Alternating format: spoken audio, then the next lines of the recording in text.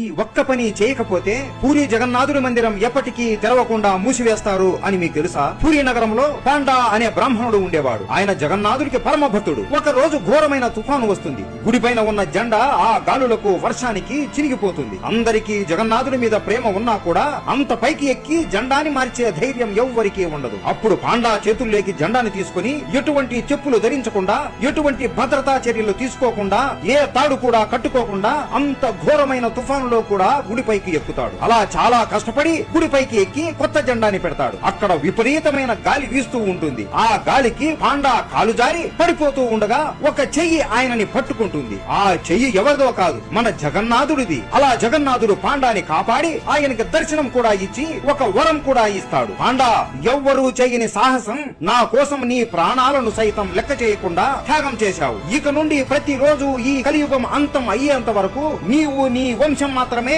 తరతరాలుగా ఈ గుడి ఎక్కి జెండాను మార్చాలి. అలా మారిస్తేనే మరుసటి రోజు గుడి తలుపులు తెరుచుకుంటాయి. లేదంటే ఈ గుడి తలుపులు కలియుగం అంతం అయ్యేంత వరకు ఇక తెరుచుకోవు అని చెబుతాడు. ఇప్పుడు కూడా ప్రతి రోజు సూర్యాస్తమయం అయ్యే సమయంలో గుడిపైకి 30 కేజీలు ఉన్న ఆ జెండాని తీసుకుని వెళ్లి గుడిపైన పెడతారు. వర్షం వచ్చినా, తుఫాను వచ్చినా, ఏది వచ్చినా సరే ప్రతి రోజు పాండా వంశం ఈ పని తప్పకుండా చేస్తుంది. ఈ విషయం మీలో ఎంతమందికి తెలుసు? అందరూ జై జగన్నాథ అని కామెంట్ చేసి సబ్స్క్రైబ్ చేసుకోండి.